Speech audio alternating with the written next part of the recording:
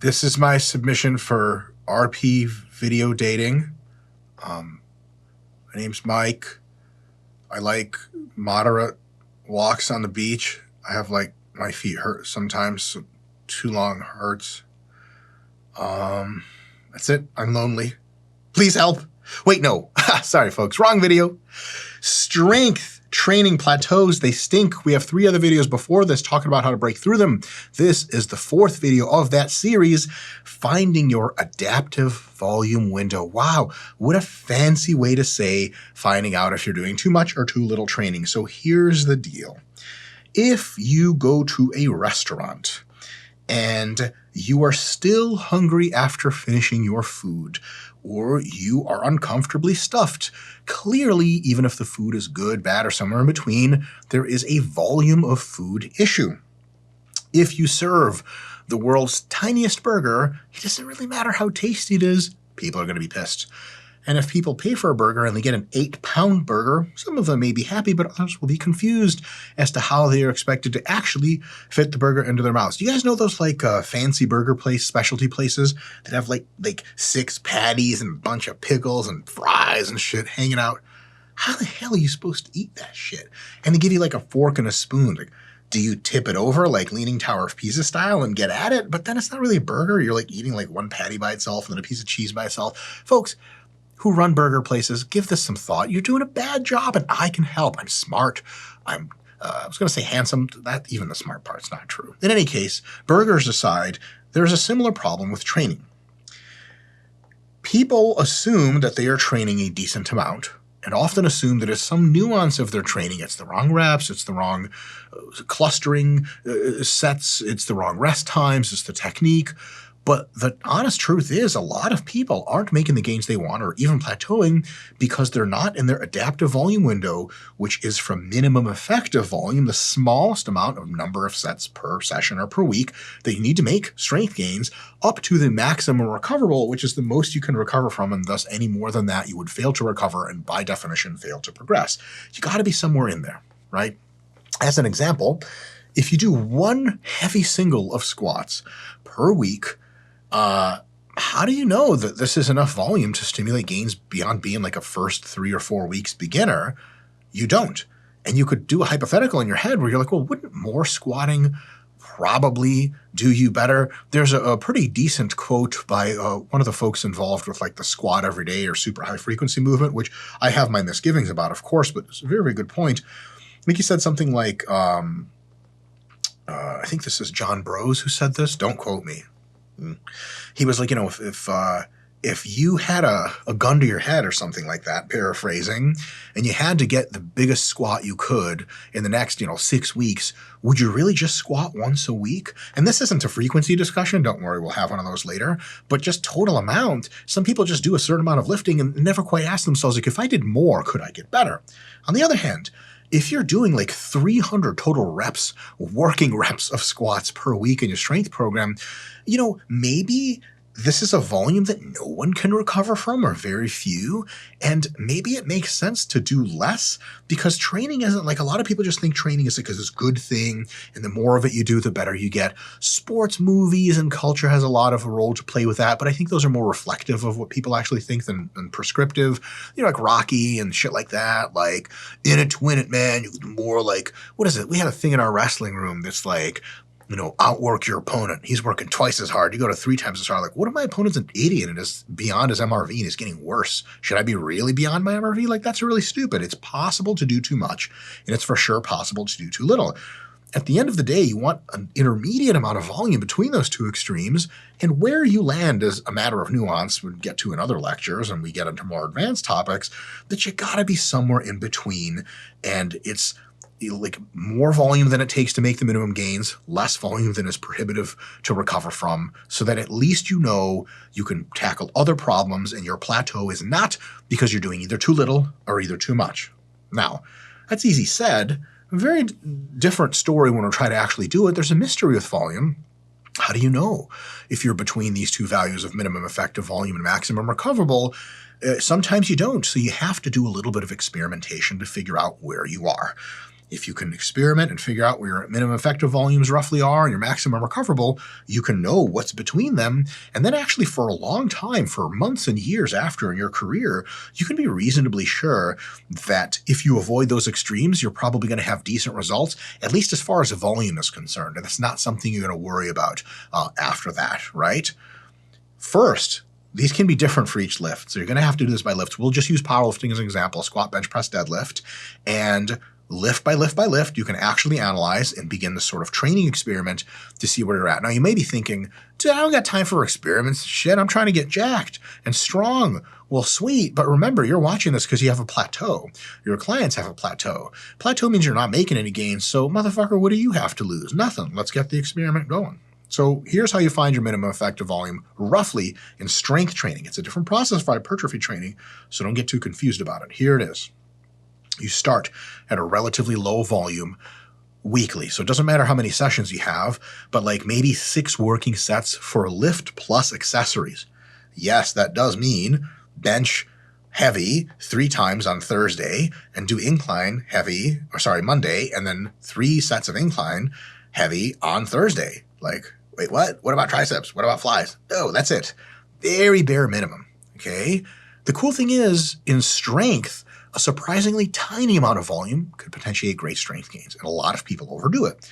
And remember, if you're testing your MEV, you're actually thinking maybe I'm doing, potentially not enough or potentially too much. But we'll test your MEV, and this is assuming you're dropping your lifts to that. And if you're doing under 6 total working sets per lift per week or per lift type, you probably have to do more because it's unlikely you'll get really great gains doing like 2 sets of bench Monday and 2 sets of incline Thursday, and that's it. You'll get some gains, but then again, you don't have a plateau, right?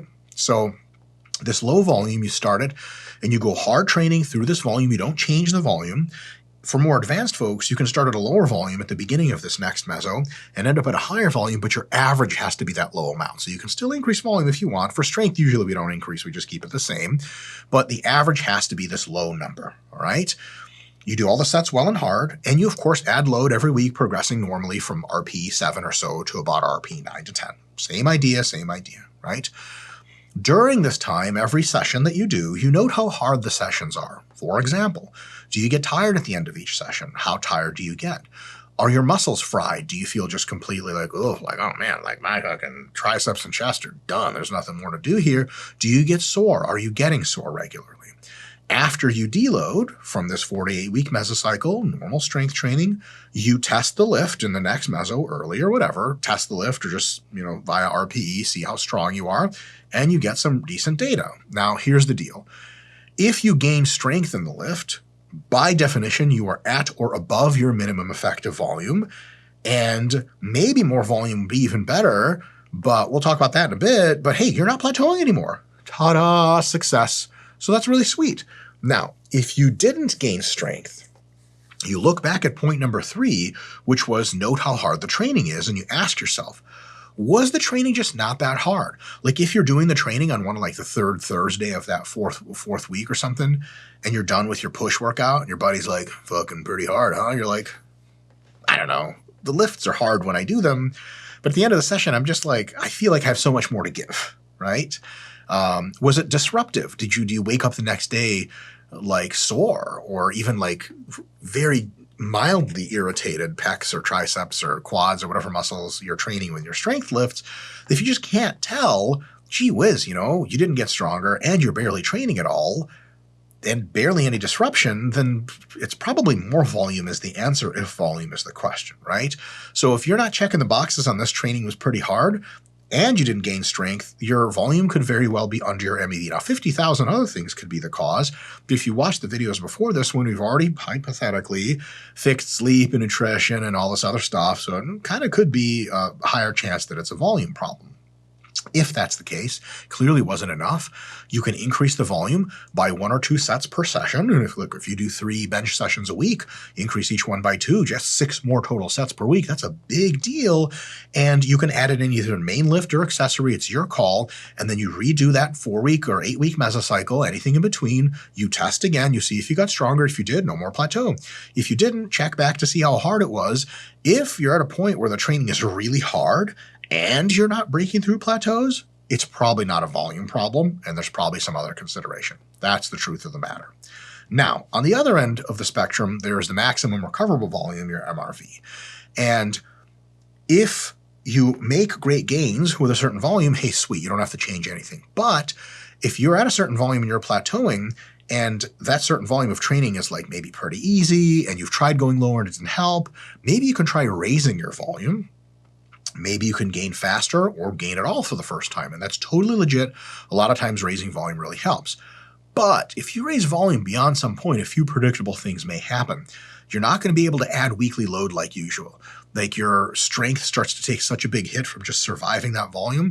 Instead of adding like 5 to 10 pounds to your bench every week to hit the RPEs, you start adding 5 to 2.5 pounds every week. And you're like, I don't know, man, I'm getting real beat up here. My strength increases are actually suffering adjusted for RPE. That's not that great. And that's definitely a sign that you're plugging up closer to MRV. You could have an early performance drop and have to deload. So instead of deloading at week 6 like you planned, you got to deload at week 4 because you're fried out and you'd hit a cap, you underperform, and you're like, man, I'm done. And okay, things happen. You try that cycle again, same 15 sets this time instead of 6 sets per week on average, and you hit that, the shit hits the fan again, you get plugged up again, you have to deload again early, and all your check marks, you're getting super sore, your muscles are drained, your brain is drained, it's all just like, oh my God, this is an unreal amount of volume. And I'll tell you guys this, and this is an aside that's actually not in the presentation, a little word of wisdom to you. Take it with a big grain of salt, like everything you fucking hear on this channel. You know what I'm saying? Televideographer. If you feel like if you're a legit hard training motherfucker, you know how most of you guys are, like you're not a little bitch like running away from hard shit. If you are, you know what I'm saying, hardcore, and you honestly after multiple weeks feel like you are just getting pummeled to death by a program, you probably have better results in strength, not hypertrophy. Hypertrophy, the pummeling is part of the problem, or sorry, part of what has to happen. In strength, you should be feeling pretty goddamn good all the time. Not right before deload. Then you can feel pummeled. But if you're pummeled all the time for like 6 of the 7 weeks of your program, just like you're just like barely collecting air, just trying not to drown from the volume, lowering volume almost always works. Because strength is driven specifically mostly by how much load you're lifting, how relatively intense it is, how hard the sets are and how heavy they are, versus the how many sets you do.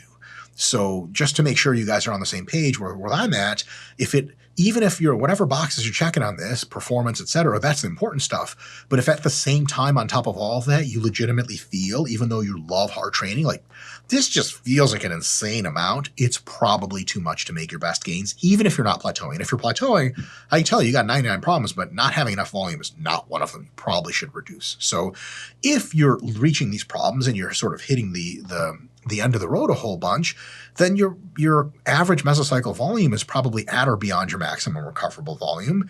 And we can say one thing almost certainly is doing more than that will almost certainly not lead to either better gains or any gains. And if you're plateaued, any gains.